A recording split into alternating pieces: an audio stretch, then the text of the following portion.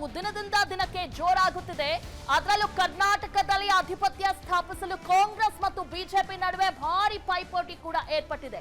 ಈ ನಡುವೆ ಬಿಸಲೂರು ರಾಯಚೂರು ಲೋಕಸಭಾ ಕ್ಷೇತ್ರದಲ್ಲಿ ತಮ್ಮ ಅಭ್ಯರ್ಥಿಗಳ ಗೆಲುವಿಗಾಗಿ ಎರಡೂ ಪಕ್ಷಗಳು ಭಾರಿ ರಣತಂತ್ರವನ್ನ ರೂಪಿಸುತ್ತಿವೆ. ಹಾಗಾದ್ರೆ ಈ ಬಾರಿ ರಾಯಚೂರು ಅಖಾಡ ಹೇಗಿದೆ, ಮತದಾರ ಒಲವು ಯಾರ ಮೇಲಿದೆ ಅನ್ನೋದನ್ನ ನೋಡೋಣ.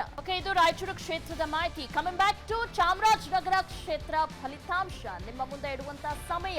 ಮುಂದಿನ MP ಯಾರಾಗಬೇಕು ಅಂತ ಈಗಾಗಲೇ ಚಾಮರಾಜನಗರ ಕ್ಷೇತ್ರದ ಜನರು ಕರೆ ಮಾಡಿ ವೋಟ್ ಮಾಡಿದ್ದಾರೆ. ವಿಸ್ತಾರ ಪೋಲಿಂಗ್ ಬೂತ್ ಕ್ಯಾಂಪೇನ್ಗೆ ಈ ಭರ್ಜರಿ ರೆಸ್ಪಾನ್ಸ್ ಸಿಗ್ತಾ ಇದೆ.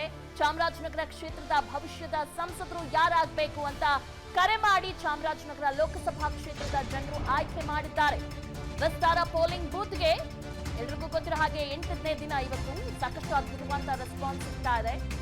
ಜನ ಕರೆ ಮಾಡ್ತಾನೆ ಇದ್ದಾರೆ. ಇನ್ನೂ ಕೂಡ ಚಾಮರಾಜನಗರ ಲೋಕಸಭಾ ಕ್ಷೇತ್ರದ ಜನರು ಇನ್ನೂ ಕರೆ ಮಾಡ್ತಿದ್ದಾರೆ. ರಾಯಚೂರು ಲೋಕಸಭಾ ಕ್ಷೇತ್ರ ಪ್ರಾರಂಭ ಆದ್ರೂ ಕೂಡ ಕರೆ ಮಾಡ್ತಾ ಇದ್ದಾರೆ ಮುಂದಿನ MP ಯಾರಾಗಬೇಕು ಅಂತ.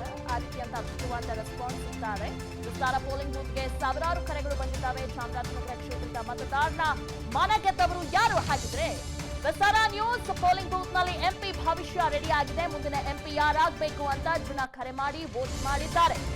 ಚಾಮರಾಜನಗರ ಕ್ಷೇತ್ರದ ಫಲಿತಾಂಶವನ್ನ ಪ್ರಕಟಿಸುವಂತ ಸಮಯ.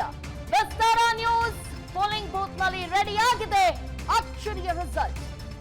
ವಿಸ್ತಾರ ಪೋಲಿಂಗ್ ಬೂತ್ಗೆ ಸಾವಿರಾರು ಕರೆಗಳು ಬಂದಿದ್ದಾವೆ. ಅದರಲ್ಲಿ ನಾವು 5777 ಕರೆಗಳನ್ನ ಸ್ವೀಕರಿಸಿದ್ದೇವೆ.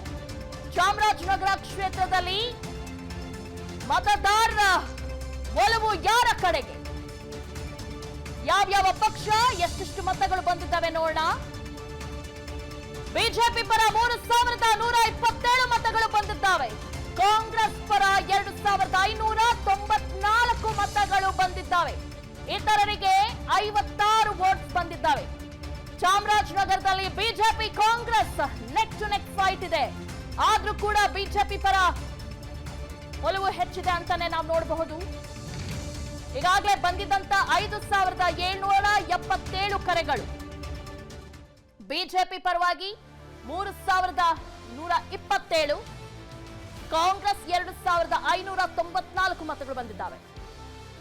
ಪರ್ಸೆಂಟೇಜ್ ನಾವು ತೆಗೆದುಕೊಳ್ಳೋದಾದ್ರೆ ಬಿಜೆಪಿ ಪರ್ಸೆಂಟೇಜ್ 54, ಕಾಂಗ್ರೆಸ್ 45% ಪ್ರಕಾರ ತೆಗೆದುಕೊಳ್ಳೋದಾದ್ರೆ 45% ಬಂದಿದೆ.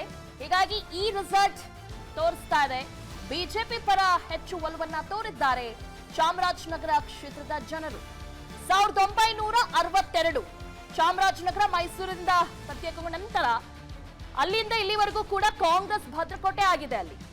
ಹೀಗಾಗಿ ಹೆಚ್ಚಿನ ಸಂಖ್ಯೆಯಲ್ಲಿ ಈ ಬಾರಿ ಬಿಜೆಪಿ ಪರ ಒಲವನ್ನ ತೋರಿದ್ದಾರೆ ಅನ್ನೋದು ನಮಗೆ ಈ ರಿಸಲ್ಟ್ ಮುಖಾಂತರ ಗೊತ್ತಾಗ್ತಾ ಇದೆ. ನೀವು ಕೂಡ ನೋಡ್ತಾ ಇದ್ದೀರಾ ರಿಸಲ್ಟ್ ಅನ್ನ. ಬಿಜೆಪಿಗೆ 3127 ಪರ್ಸೆಂಟೇಜ್ ಪ್ರಕಾರ ತೆಗೆದುಕೊಳ್ಳೋದಾದ್ರೆ ಅದು 54% ಆಗುತ್ತೆ. ಕಾಂಗ್ರೆಸ್ 2594 ವೋಟ್ಸ್ ಬಂದಿದ್ದಾವೆ. ಪರ್ಸೆಂಟೇಜ್ ನೋಡೋದಾದ್ರೆ 45% ಅಷ್ಟು ವೋಟ್ ಜನ ಕಾಂಗ್ರೆಸ್ಗೆ ನೀಡಿದ್ದಾರೆ. ಹೀಗಾಗಿ ಬಿಜೆಪಿ ಪರ ಹೆಚ್ಚಿನ ಒಲವನ್ನ ತೋರಿದ್ದಾರೆ. ಈಗಾಗಲೇ ಹೆಚ್ಚಿನ ಮತಗಳು ಬಿಜೆಪಿ ಪರವಾಗಿ ಬಂದಿದ್ದಾವೆ.